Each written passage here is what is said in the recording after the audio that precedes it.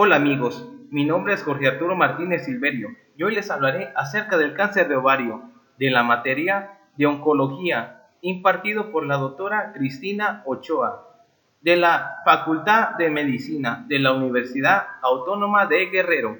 Comenzamos. Epidemiología. El cáncer de ovario representa a nivel mundial la sexta causa de cáncer en mujeres, con un total de 204.000 nuevos casos reportados. Además, es la séptima causa de muerte por cáncer en la mujer con 125.000 casos. La mayor incidencia anual se reporta en los países europeos, con 8.5 a 21.5 por 100.000 mujeres. En México, de acuerdo al reporte histopatológico de neoplasias malignas, del 2003 se reportaron 2.907 casos, con un registro de 1.403 muertes por esta neoplasia. Por último, la edad promedio al momento del diagnóstico es de 63 años, siendo importante mencionar que el 70% de los pacientes presentan enfermedad avanzada o metastásica. Las neoplasias malignas del ovario se denominan de acuerdo a la célula que le da origen, por lo que se dividen en tres tipos. Las primeras son las epiteliales, las segundas germinales, terceras estromas y coronas sexuales. El 90% de las ocasiones se origina en la capa epitelial que cubre la superficie ovárica y son conocidas como tumores epiteliales del ovario. Los otros dos tipos son los tumores de las células germinales y los derivados del estroma y de las coronas sexuales, que representan el 5 al 7% respectivamente de los tumores malignos del ovario. El cáncer de origen epitelial es el más frecuente y más agresivo. El cistoadenoma fibroso del ovario es el más frecuente. Cuadro clínico. En las etapas tempranas, la enfermedad puede ser asintomática. Además hay dispareunia, polaquiuria, estreñimiento y distensión abdominal. Estas dos últimas, tanto el estreñimiento como la distensión abdominal, muchas veces se presentan. ¿Por qué? Debido a que el tumor se encuentra entre la vejiga y el recto, y esto nos da posibilidad como uno de los síntomas principales cuando existe un tumor en ovario. Continuando con el cuadro clínico, en las etapas avanzadas se presentan síntomas relacionados con malestar abdominal, dolor vago, además plenitud abdominal, cambios en el hábito intestinal, dispepsia, flatulencia, ascitis, distensión abdominal, náuseas, anorexia, así como también estreñimiento y saciedad temprana. Exploración física. El signo más importante es la presencia de una masa pélvica en el examen ginecológico y rectovaginal. Una masa sólida irregular, fija, nodular, unilateral o bilateral, es altamente sugestiva de una neoplasia ovárica maligna. Además, en esta enfermedad avanzada hay una distensión abdominal debido a la ascitis o a una gran capa tumoral. Además, esto puede ocasionar una obstrucción intestinal parcial o infiltración del epiplom. En algunas ocasiones también se puede presentar adenopatías supraclaviculares, inguinales e incluso axilares. En el examen físico también se pueden revelar además signos de derrame pleural, emanción, edema de la pierna y muy ocasionalmente metástasis cutáneas. Diagnóstico. La histología es el estándar del diagnóstico en este tipo de cáncer de ovario. Además, la biopsia por aspiración con aguja fina es útil para establecer el diagnóstico de la enfermedad ganglionar regional o de recurrencia. Además, la tomografía computarizada, al igual que la resonancia magnética y el ultrasonido, son importantes durante la evaluación de una paciente con una masa pélvica. Esto permite planear la cirugía o, en su caso, referirla a un centro de alta especialidad. Asimismo, seleccionar a quienes no sean buenas candidatas para resección óptima para iniciar tratamiento con quimioterapia. Además, las pruebas del laboratorio, que son los marcadores tumorales, estos son importantes en el diagnóstico, ya que el CA125 o antígeno del cáncer 125, este es importante para determinar aquellas neoplasias ováricas en el ovario.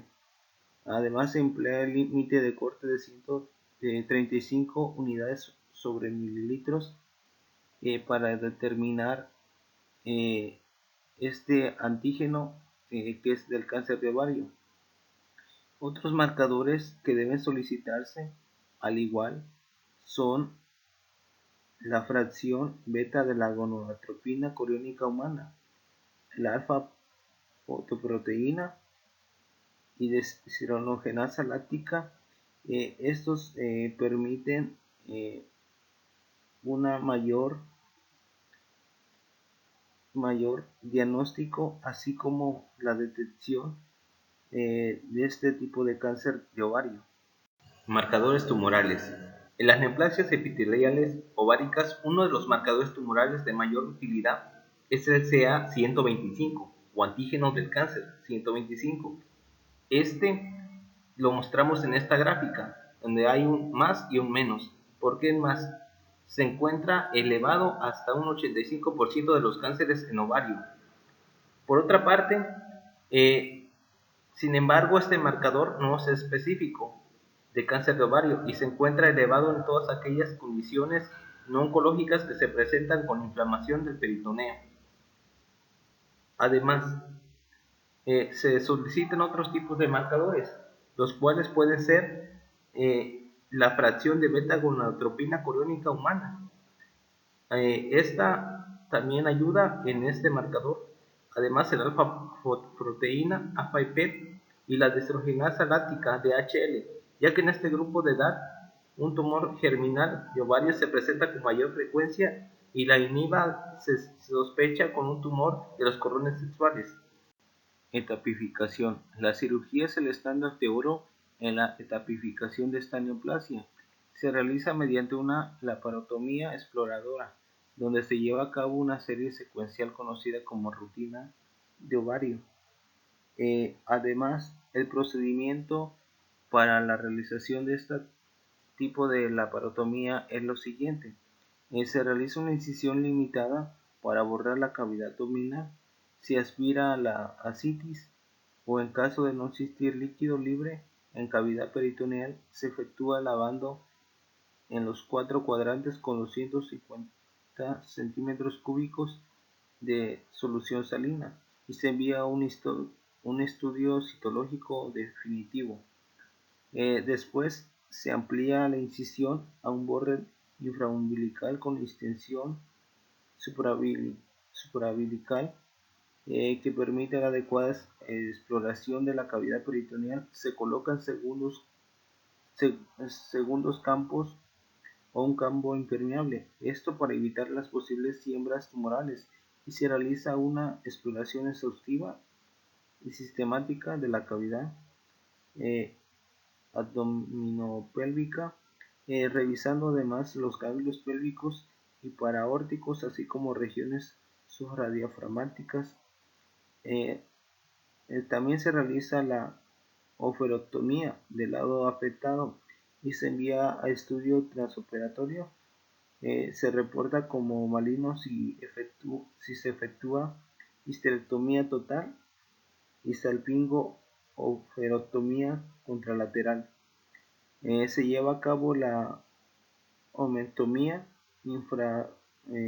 inframesocólica, biopsias de correderas peritocólicas, fondo de saco de Douglas, peritoneo vesical y ambos en diafragmas, así como el muestreo de ganglios pélvicos y paraórticos. Al mismo tiempo se reseca todo aquel tejido que considere sospechoso. Se recomienda la apendicectomía solo en casos de histología mucinosa. Y por último, la pared abdominal es suturada por planos anatómicos y en medida de lo posible se opta por no colocar drenajes. En las siguientes imágenes tenemos este tipo de procedimiento, cómo se efectúa y se lleva a cabo.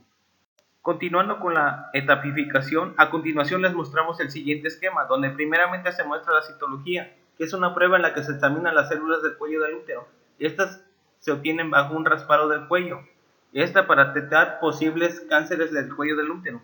Además, la citología nos muestra para indicar cualquier tipo de cáncer en los ovarios. Posteriormente se realiza si hay una presencia de cáncer, se realiza una oferotomía, que es la resección quirúrgica de uno o dos más ovarios. En el proceso transoperatorio se realiza una histerotomía. Esta es una cirugía para extirpar el cuello de la matriz de la mujer, con oferotomía contralateral. Posteriormente hay un diafragma domo-vesical o fondo de saco para órticos, pélvicos o correderas, ya en el proceso final. Durante la tipificación quirúrgica se recomienda no romper la masa anexial, ya que en ocasiones se funciona la lesión con el fin de extraerla a través del trocar. Además, esto es un factor independiente que afecta a la supervivencia, HR.70, y la indicación de adyuvancia con quimioterapia al cambiar la etapa, por ejemplo, de una etapa clínica 1A a 1C. El objetivo de la cirugía en el cáncer de ovario siempre es retirar toda la enfermedad, una citorreducción óptima. Contraindicaciones. El objetivo de la cirugía en cáncer de ovario, como se había dicho anteriormente, es retirar toda la enfermedad, citorreducción óptima. Por lo tanto, es necesario contar con un equipo de especialistas entrenados para dichos procedimientos, pero en algunos casos hay unas contraindicaciones o casos que ponen en riesgo el beneficio que se pueda lograr. Entre ellos son como la invasión a grandes vasos, la invasión a la tríada portal e invasión en la raíz del mesenterio, que estos son pues factores que muchas veces se presentan en el procedimiento quirúrgico cuando se hace la resección de este tipo de cáncer. Continuando con la etapificación, le mostramos a continuación la clasificación por estadios de acuerdo a la Federación Internacional de Ginecología y Obstetricia, FIGO. En esta se muestra un cuadro en donde se muestra también el estadio, la extensión y la supervivencia. Un ejemplo, en el estadio 1 hay un cáncer limitado a los ovarios, esa es su extensión, y hay una supervivencia del 80%. En el estadio 2A, en su extensión, hay una extensión o implantes a útero o trombas o ambos, y una supervivencia del 63%. Tipos de laparotomía o tipos de cirugía. Laparotomía exploradora diagnóstica.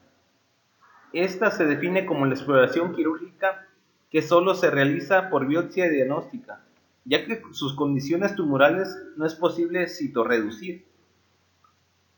Siguiendo tenemos la laparotomía citorreductora primaria etapificadora. Esa es aquella que es posible realizar una citorreducción incompleta o completa, que es subóptima o óptima, o en la primera exploración quirúrgica. Continuando con los tipos de laparotomía, tenemos la laparotomía citorreductora primaria de intercambio. Esta es aquella que solo se realizó en laparotomía exploradora, con una toma de biopsia de manera inicial. Tiempo después fue sometida a una quimioterapia y ahora se intenta realizar una citorreducción óptima. Laparotomía citorreductora secundaria de intervalo. Esta, por consiguiente, es aquella que se realiza posterior a una laparotomía inicial, que es catálogo como su óptima y tiempo después fue sometida a tratamiento con quimioterapia. Por último tenemos la laparotomía secundaria. Esta puede realizarse en las siguientes circunstancias: segunda mirada, posterior a un procedimiento secundario subóptimo o recurrencia. Tratamiento. El cáncer de ovario epitelial es quimiosensible en la mayor parte de los casos. El cisplastino es el agente más efectivo y activo en el tratamiento de esta enfermedad y el más común que se utilizaba a finales de la década de 1970 y a inicios de la de 1980. Sin embargo, se reconoció que el uso del carboplatino en lugar del cisplastino confería supervivencia equivalente, garantizando la menor mielosupresión, así como neuropatía y vómito. Por su parte, la combinación del carboplatino con un toxano, ya sea paclitaxel, docetaxel, en la actualidad es considerado como la quimioterapia de primera línea posterior a la cirugía. La tasa de respuesta de esta combinación es tan alta como un 70% de pacientes sometidos a cirugía subóptima y más de 80% en pacientes con cirugía óptima. Sin embargo, la regla en este tipo de neoplasias es la recaída en la enfermedad. El tratamiento, por su parte adyuvante, no ha demostrado beneficio en las pacientes en etapas clínicas tempranas de bajo riesgo 1A, G1, 1B, G2. Además, puede mejorar la supervivencia global y el periodo libre de la enfermedad en pacientes con alto riesgo, etapa 1A o 1B, G2, A3 o 1C. Pronóstico. La etapa clínica es la variable pronóstica más importante, y las etapas clínicas 3 y 4, con una supervivencia a 5 años de 35 a 10% respectivamente. La histología de los tumores mucinosos y las células claras han demostrado conferir un pronóstico adverso. La presencia de tumor residual tras la cirugía citorreductora, este impacta de manera significativa en la supervivencia. En los pacientes sometidos a citorreducción óptima, la mediana varía de 25 a 40 meses, con una disminución hasta 10 a 18 meses en caso de la enfermedad residual mayor. A nivel sérico, el CA-125 refleja volumen tumoral y ha sido estudiado como una variable predictora de respuesta. Seguimiento.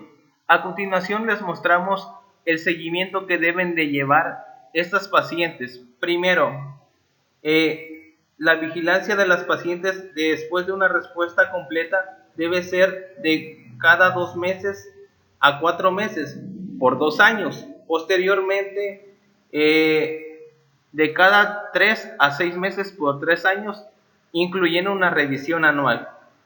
Esta debe complementarse con una historia clínica, una exploración física, incluyendo un examen pélvico, además de monitoreo de los niveles de CA-125. Se debe solicitar biometría hemática y química sanguínea si está indicada. La tomografía computarizada, resonancia magnética, tomografía por emisión de positrones se deben ordenar solo clínicamente si es necesario. Y la consejería genética en caso de sospecha de cáncer de ovario familiar. Referencias bibliográficas. Oncología clínica. Manual para médicos no oncólogos. Autor Heriberto Medina Franco.